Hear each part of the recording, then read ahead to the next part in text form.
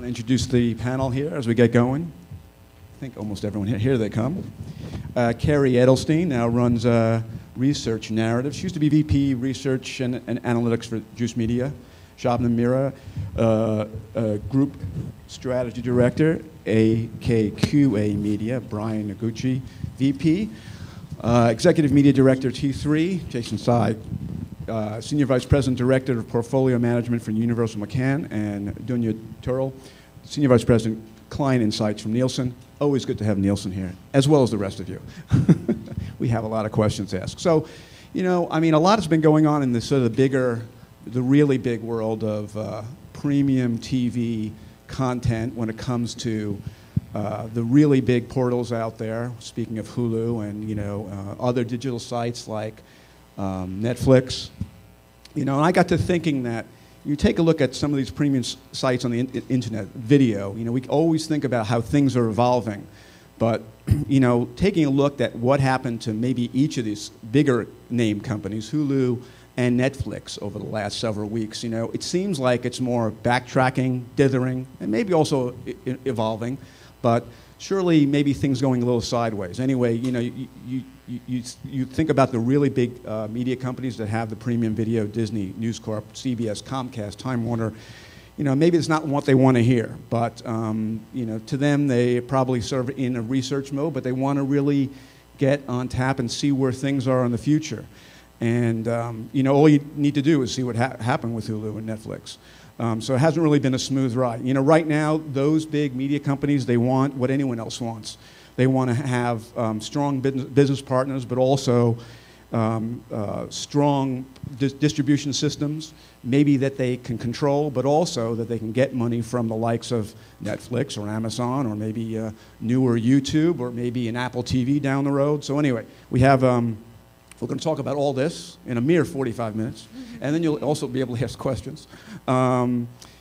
You know, Brian, I guess one of the things I was thinking about when, we'll go right to you right away, because you're sitting right in the middle there. You know, when we think about free or not free, you know, there's a whole sort of different issue, and Jason and I have been talking about this as well. You know, are things, you know, when it comes to consumers, the insight, the research that goes around, do consumers really understand what's free and not free, especially when it comes to, I mean, they might have known that with traditional TV, but do they really understand that with, you know, digital video platforms? I have a feeling that they don't. I mean, and I think the notion of free is blurred by you know, 60 years of what is effectively a social contract where I agreed to exchange some of my time in exchange for, you know, 20 some odd minutes of Three's Company or whatever it was, right? So and the trade was that I got exposed to advertising. Pay television, I mean, you see things like HBO, right? I'm paying for that content, and it's great content, and I'm paying directly. I mean, I know that I'm buying HBO. So I think that we're headed into a period where consumers have to acknowledge that good content has value, first of all, and second of all, that I think the broadcasters are in a position where they have to either be very transparent about what they're charging folks for that, or they're going to hide it completely, right? Jason, we talked about things being hidden. I mean, how much do you think are really hidden? I mean, to this question with consumers. Well, I guess you know, the social contract thing is a great point. I think that, you know, to your point about quality content and whether or not that's going to sort of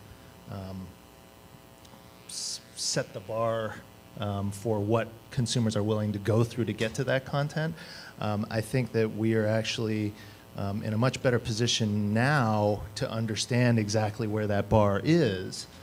For any given piece of content, not at a network level, not even, you know, but potentially at an episode level for a show, to really see, okay, well, you know, is the threshold for access to this content that a consumer is willing to, you know, pay a $10 subscription fee per month, or is it that they're willing to pay a quarter for this particular episode, or is it they're not willing to do anything at all? You know, I think that's to me, one of the most interesting things about sort of where we are today and sort of bringing all this stuff digital is that ability to look and see, okay, where is that threshold? Carrie. I was going to say also, I think that what we consider to be free and what consumers consider to be free are different paradigms. So I think from our perspective, we're talking about content. From the consumer, they're talking about the whole thing. So they're getting that bill for internet access, for broadband access every month. They're paying 30, 40, 50 bucks a month just to get to the internet, to get to broadband, just the way they would pay to get to cable or satellite. So for them, there's already this cost of entry, and so it's actually a second download cost or subscription cost or pay-per-view cost on top of that. So from their perspective, it's not free. They've already paid to even get onto the platform in the first place. Shaba. Well, it's interesting because YouTube's one of our clients, and so we have this conversation all the time, especially with a lot more just partner content coming out. But I think, content's really king. And, to Jason's point, now we see, so it's just really out there in the media of how much it's going to cost. And so consumers are reading, too. Wow, this is actually going to cost. I just read another article today about Netflix, for example.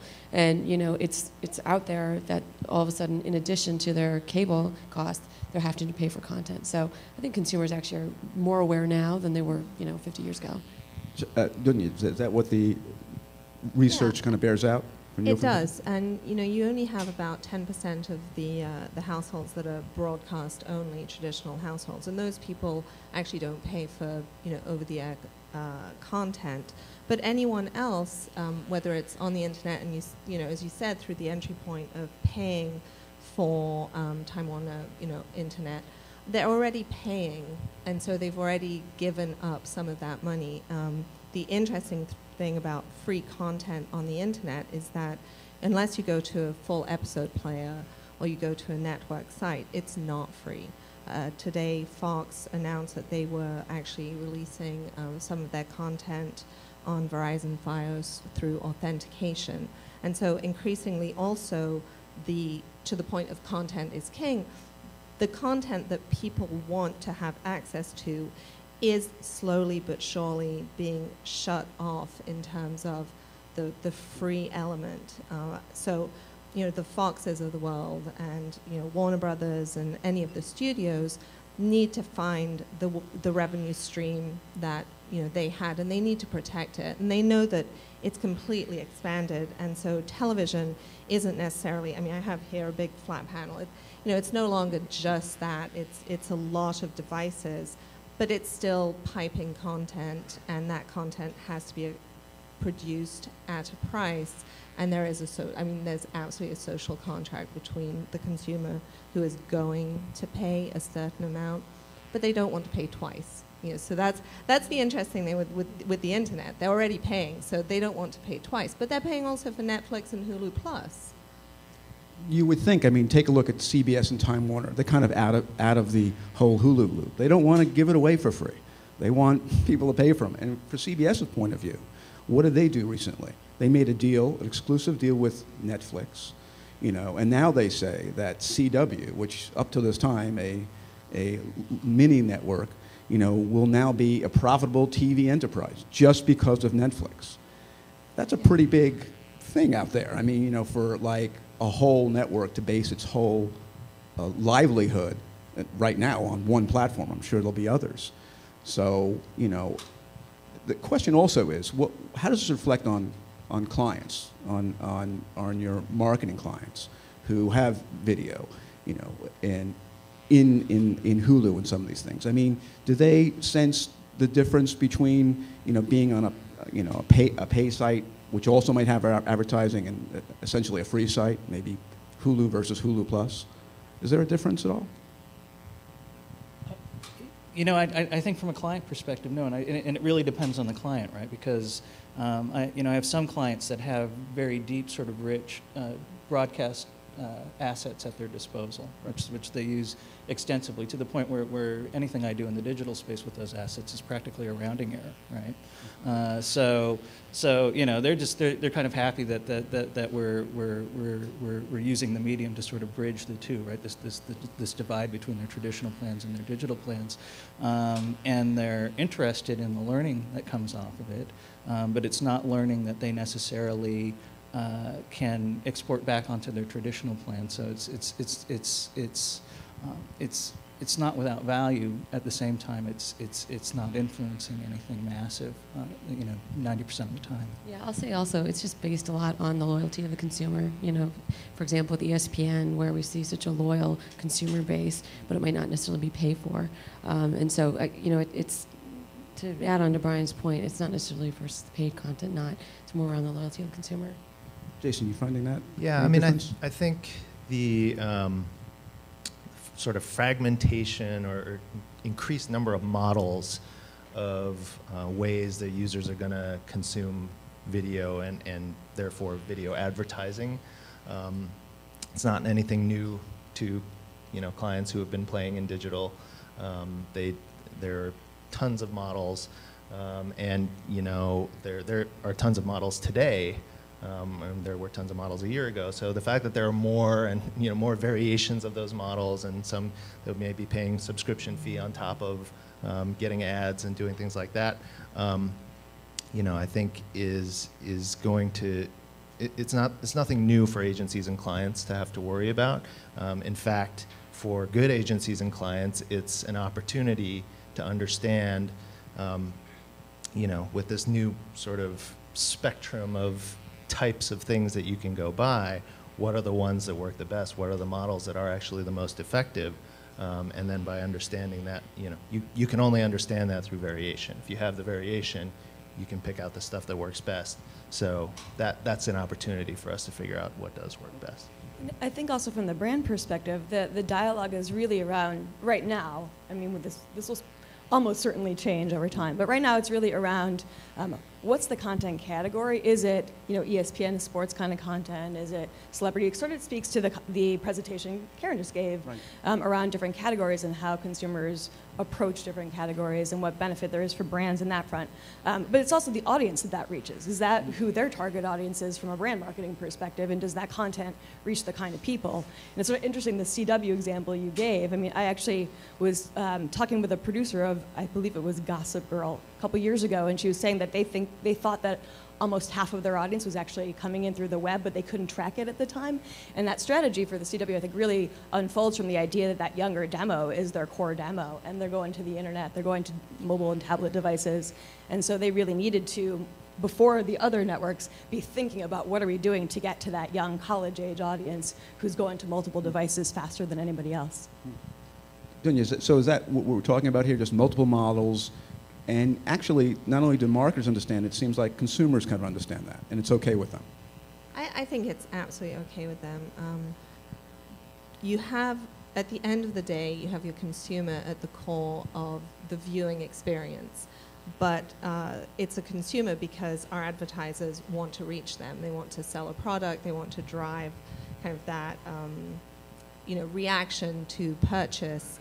And so now there are so many entry points, and so you have to find the entry points, and the model is going to be different whether you are reaching them in a very passive, lean-back environment that is, in your living room, or whether it's on a mobile device moving around, or if it's, on a tablet or a computer. And you're going kind of screen to screen, smaller. At the same time, people's lives, and certainly, in big cities, are so mobile and extended, and you can go from screen to screen. And I think ESPN is absolutely hands down an example of a company who's taken risks.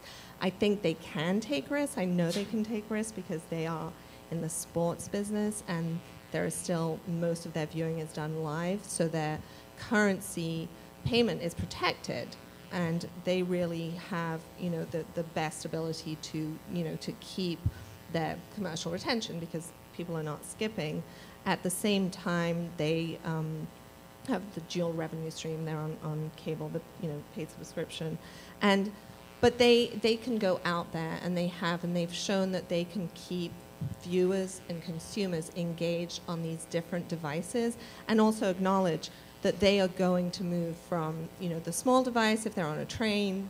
LA, I live in LA, so don't take a train, but if you're commuting, you'll go from a train to an iPad to a television, especially if you're looking at a sporting event.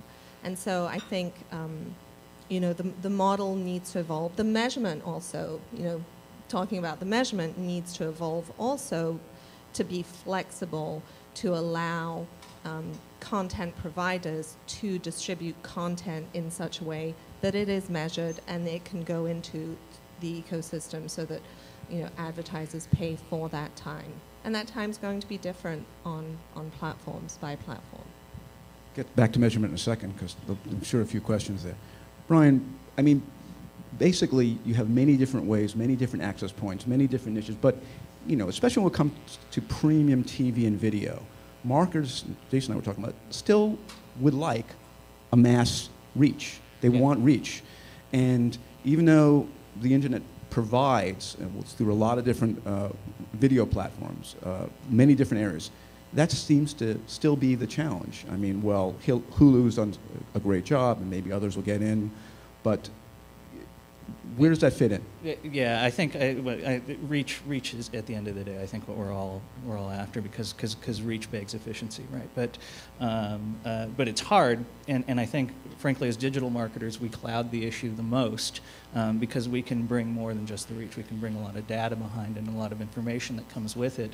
But then you're in sort of an apples and oranges situation where I as a marketer I'm trying to find sort of a lowest common denominator between, say, a broadcast plan or an out-of-home plan, which affords sort of the lowest amount of measurability, especially in terms of engagement and back-end sort of metrics, versus the internet, where I have a wealth of data, 90% of which is probably not relevant to my objectives, but having the wherewithal to sort of winnow through and understand what that 20% is relevant to me and how it relates to all of the other things that I have in market is really what's making it difficult. And what I'm seeing and what I'm afraid of is that the largest advertisers will retreat to that lowest common denominator, which is you know, frankly, and I would love your feedback on this, which is probably a GRP, right? Yep. Despite the fact that a GRP on a 2-inch screen has got to be different from a GRP on a screen. That's why Hulu charges so much. Right.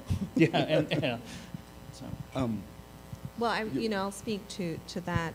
Certainly, we've done a test in online campaign ratings, which we presented last year and has really taken off as of the summer, is that need to get to your GRP. And at the moment, and I think for the foreseeable future, it makes sense because, as you said, online, you're delivering those impressions. I mean, you can deliver millions and millions. You can deliver in excess of what is possible for anyone to watch. And then, so now you have to go back, only 10% is actually doing what you want it to do. And so, and certainly OCR does try and marry those impressions to demographics, which are still, the staying power of, the currency, and then you get a GRP and it becomes, more apples to apples, which ultimately is what people want. And it is probably going to evolve. I think it has to, it will evolve somewhat slowly, some would say too slowly, but it's it's an ecosystem. We talked about it, where it's between what advertisers, agencies, media companies want to do. There's going to be a disconnect, and so some of it has to do with that you can't just plow forward and change everything about what people have come to know and understand and feel comfortable with for the past. Yeah, but I would argue that it has to evolve, right? Because what makes me nervous is that we start to discount the value of impact, right?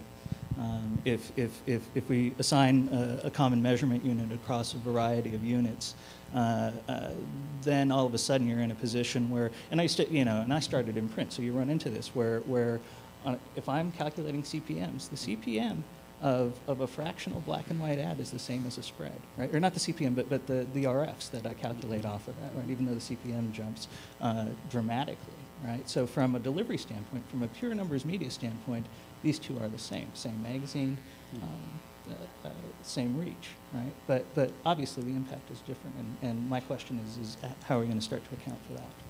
Yeah, and the other piece is, of course, earned media. So a lot of our clients now are looking at the social sphere and adding that in. So asking us to compare their TV with their social, distribution of TV ads per se. So then all of a sudden you're looking at a 3-month time period where you're looking at, okay, well, here's the impressions we delivered today, but then what does that impact over the next 3 months? And is that equivalent to what they saw on TV or not? So it's an interesting evolution. And I think, everyone's looking for some type of, this is the way it is, X, Y, and Z, black and white, and it's just not there yet. Yeah, I think you can essentially sort of boil down what publishers bring to an advertiser is scale, reach, times effectiveness, right? And your earned media point, it can extend reach. The effectiveness thing, I think, is the big question and the big nut to crack. I think Hulu's a good example of one company that's I think been really smart about trying to understand what the value of each of the impressions that they deliver is, and their sort of decision to reduce the ad load relative to what runs on TV, which is based on research that they've done, I believe, with you guys, with Nielsen.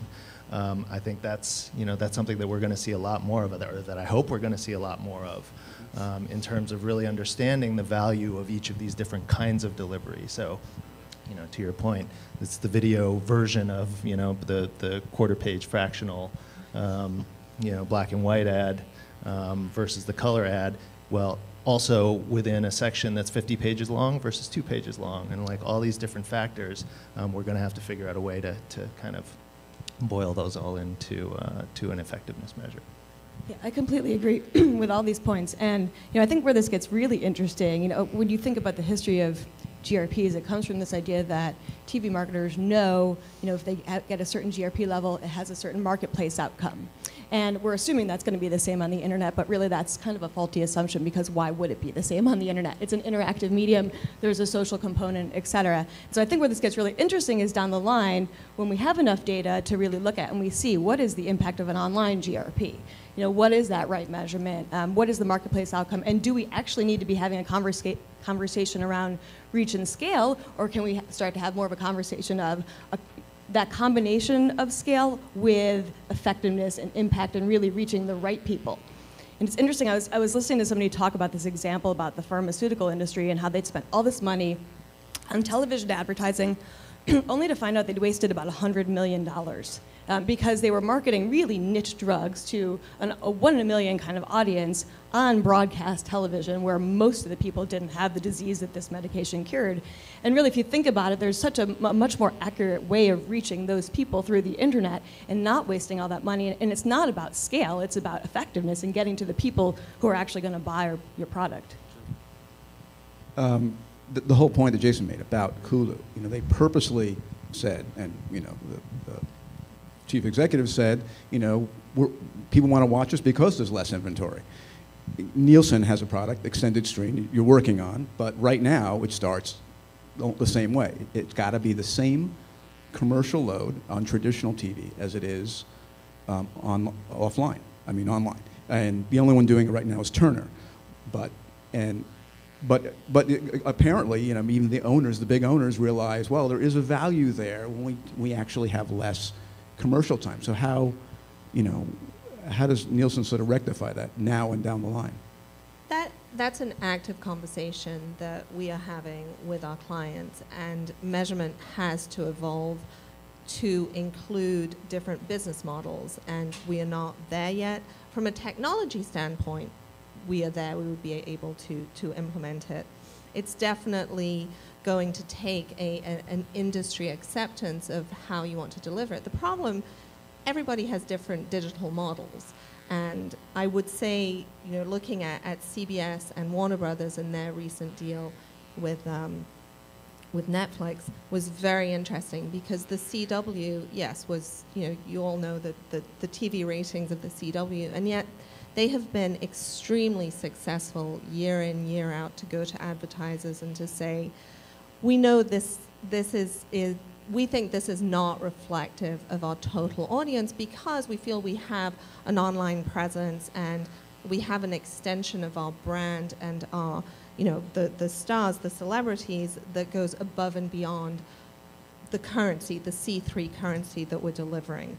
And so they made it to the point where they sold their content for a very good amount of money and really found a new avenue for, a new revenue source in a way, because they would have had to go with each of these individual shows to sell them in syndication, probably, they would have had possibly a harder time disaggregating each of the shows, but bundled were able to turn around and make the network profitable, and that's certainly been reported. An extended screen is really a unique initiative, and it's one that any one of our clients can take advantage of and can, use part of their inventory to distribute their content in that way. No doubt about it. It is evolving, it will evolve, it will change, and our clients know they want it, we want it, so the conversation is ongoing. From that point, it seems like a short-term decision on the CW's part right now anyway. I mean, I think most of their commercial load on TV is similar to what it is but it's online. It's not identical, so it cannot contribute into the C3, into the extended screen. And just for anyone who, extended screen is the delivery of content online that is exactly the same and within the same live telecast to 7-day same exact window. ads. Yes, and so it's the exact same program, minute by minute, and commercial load, pod position, pod placement within the program. And it is true, very few, networks have chosen to have their content online distributed that way, because they had started with models, and I think a lot of our clients and their digital arms are also evolving their business models. It seems like baby steps. People want to start here because for what they know. I mean, give me 18 to 49 on the internet. Well, the internet could do a lot more than that. We can do engagement and other things. Why are we just focusing on that? But yet, for certain people, certain marketers, they can get their heads around it. You were talking, everything goes back to GRP because that's something they kind of immediately understand, and then they can move on. Where do you think this, plays out? I mean, are we going to have, like Karen's point earlier, mountains, even more mountains of data, and we're going to be overwhelmed by it, and we're not going to be able to compare it to everyone. You're only going to be able to use it to, the metrics that you need, the ROI that you need for sales. Is that where it's going to go? I mean, will Nielsen provide, extended screens 1, 2, up to 100? I don't know. I don't think so, because I think the marketplace will have to shake out to make sure there is a standard in any one of the measurement sciences that we look at, and the ad effectiveness, and whether it's resonance, so brand loyalty, or any measure that you look at has to have a standard. We are working as an industry to find a standard. I do think that the overall acceptance of what OCR, online campaign ratings, is a step towards getting to that point. And whether you call it GRP or you call it online GRP, and maybe what the industry has to do is think about it, it's a GRP because we know what a GRP means. It means we are reaching a target demographic, which is still what people want to reach. But an online target demographic is slightly different. And so that needs to go into my marketing mix, and a lot of our advertisers, a lot of media agencies have marketing mix models.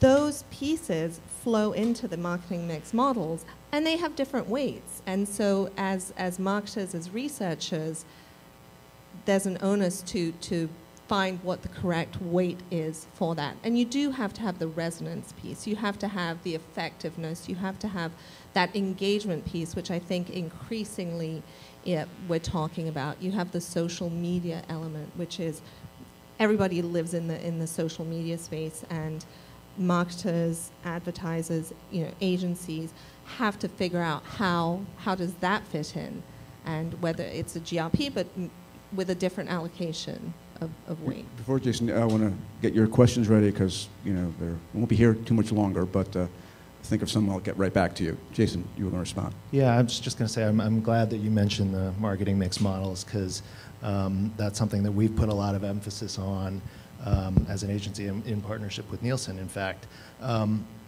But the problem of, hey, we have a million different ways we can measure delivery, and then after that we have a million different ways that we can measure anything that happens after delivery, whether it's a click or an engagement or a video completion, any of those kinds of things. Answering the question of, so what?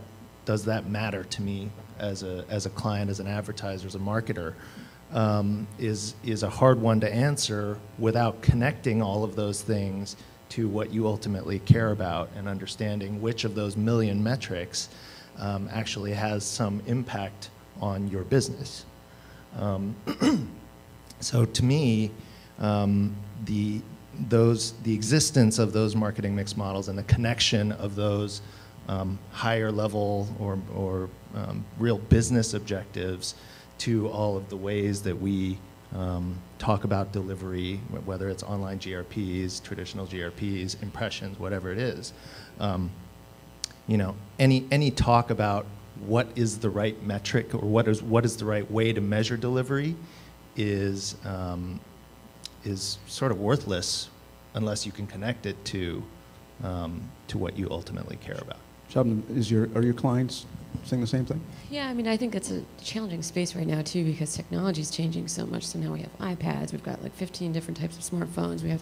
So that adds into the mix of looking at, okay, you've got your marketing mix, all the various different video channels, way to consume video, looking at TV, and then you have all these other technologies. So, bottom line is we preach the same as Jason says, let's first look at what's your business goal and how can we relate back to that versus, hey, let's just work on the iPad because it's the newest, coolest thing, and let's work with Hulu because they have the most quality content. I mean, it's such a mix. You pick your spots. You pick areas that you know. Yeah, and I think it's getting more complicated. Hopefully, I would say over the next year or two, with help from folks like Nielsen, we'll be able to just start simplifying a little bit more and just looking at things, maybe not apples to apples, but at least making it a little bit more sensitive for our clients.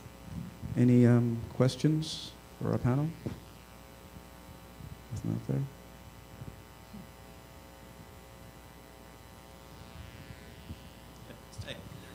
Yeah, hey, Luke Burke with Epic Marketplace. I was just curious if anybody has noticed if there's somewhat of a stigma associated with watching video in an office during business hours, and if that ever comes into communication or discussion when you're talking about time of day of running, ads with video content, during the day. Yeah, actually, yes, there's a stigma, and yes, people do it anyway. There's actually a study released, I think it was by Harris Interactive, which ironically is the first place I worked out of college, about that exact topic, workplace consumption of video. And I think it was like 1 in 3 men actually go online and watch video, admitted to going online and watching video at work. And it was a little lower for women, maybe like 1 in 5. I don't remember the exact statistics. And if you Google it, you'll find the study. There's actually a big press release all about it. But it does happen. And actually, if you look at video usage throughout the day, it doesn't track the way TV does, where it peaks in prime time. It actually starts peaking at 9 a.m. and kind of hangs out pretty high throughout the day, and then falls out a little bit like late prime time. So it's not a medium where people are only going to it after work. They're going to it during work, absolutely. Yeah, I'll say, I mean, we have a work panel, and recently I was looking at streaming data during the day at work, and either surprisingly or not, there was a decent amount of streaming. And I tried to break out the long form, short form sites, thinking that maybe it was just the quick burst news or quick burst sports video, and a lot of people are also going to Netflix and Hulu. Or spending, not a lot of people are going, but they're spending the same amount of time as at-home usage, more or less, a little bit lower in some cases, but. I will add to that. There are some implications to that, though, which is to say that we've been talking about free television online, which is really long form, that daytime is going to be more short form. They're not going to sit and watch a TV show or a movie during the day at work, but they're going to watch that 3 to 5 minute clip or that 30 second to 60 second kind of clip. So it's a lot more of that short form, snackable kind of content that takes place during the day. Curious to get thoughts anywhere from the client all the way through the publisher side, through that lens. Could you identify yourself? My name is Anthony with Cadreon. Okay, sure. How into paying for content? How into it are consumers for paying for content with something other than money? So access to free content by giving data or a certain number of engagements or subscribing, you know, in any situation outside of money. Are publishers into that? I imagine not so much. Are consumers into it? I imagine they could be. Just any thoughts on that? I can answer that too. One of the things I thought was so interesting when we were looking into this at Juiced was that when you looked at completion rates of video, social gaming sites did really, really well. The currency of games is really strong, so it's this idea they're paying for it with their time to get to a game. So I think time is actually kind of what they're willing to pay, but there has to be that incentive on the end. I'm getting to something that might be a video, it might be a game, it might be both. But this idea of incentivized video viewing has become really a big dialogue, and understanding what are valuable incentives is, I think, a huge talking point. But what I've found is that a couple of different types of content do particularly well. Urgent content, like news, does really well in motivating people and giving their time to watch like a pre-roll video before they get to content. And then games do really well as well. During the workday? All times a day. All time. Okay. Anyone else for a question? One follow-up question. Okay. Regarding games and, sorry, Tony Parazuski from Tube Mogul. Regarding social media games and incentivized views, love just to get kind of a sample of what you guys think about that. I mean, incentivized views sort of has a suspect quality to it sometimes. Just like to get your thoughts individually on that. Sure. Well, you know, at least just from our point of view, one of the nice things I've seen out there is that publishers are being very sensitive towards what an incentivized view is, and being really particular with our clients about how we bring in some type of marketing to their consumer. That could change, obviously, but I think it's nice because we do find, you know, sweepstakes, promotions, anything under the sun, consumers are pretty excited as long as the content's interesting to them. But what it's a nice trend, I think, right now is that publishers are being pretty particular in terms of what they're giving out. Just from the advertiser perspective, I think what you're looking at in those situations is really what's happening on the back end, right? If the incentivized views are paying off in the way that you needed them to in the first place, and it's just like, you know, a click off a low CPM tends to yield sort of bad back end metrics, right? And the same would be true here. And if that bears out, then you stay away from it, right? Yeah, I mean, I think if done right, it's basically the TV model, you know, and we sort of fear it, but television has been working on that very principle in its entirety. So, you know, I think once we get to the point where we know what actually works and we're not sort of cheating the system, it's not something to be feared. I think it's something that consumers are actually quite used to. Just a different free model we're looking for. Anyone else? Anyone else? We could have one more question. We could probably get time for one more. So while you're thinking about that, you know, I was looking at traditional TV viewing. I mean, it's now climbing. It's still up. You know, Nielsen, another 2%. You know, what does this mean, if anything, for premium TV video online?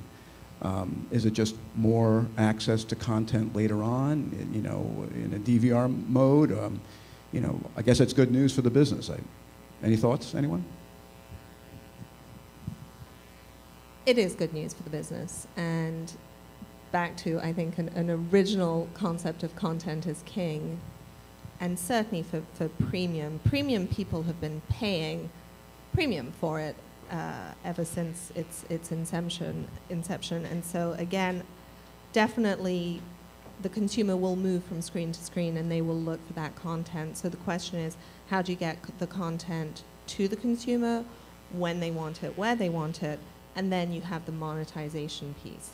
So, you know, you have, we talk about reach, you know, resonance, reaction, which speaks to any of the and relevance. You have to, it's the 4 R's but you really, it does get brought together and the consumer does look for content. They're willing to pay a premium for some of it.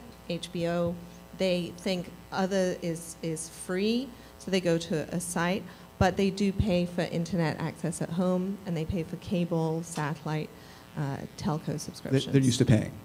They're They know used to nothing paying, is so all free. at some point, there's an incremental cost that will stop, and they might shift their dollars. And certainly, what we've seen, a lot of the conversation around cord cutting, cord shifting. There's a lot of shifting around. People can move their subscriptions around, and they might go more online. They could go to telcos. Okay. They can go cable. Right. They know. They're moving, Okay. and they know they can. Okay. We'll have to leave it there. Give these guys a nice round of applause. They did a really good job. We appreciate that. Thank you. Thank you, Wayne. We've arrived at our first coffee break, so we'll see you all back here at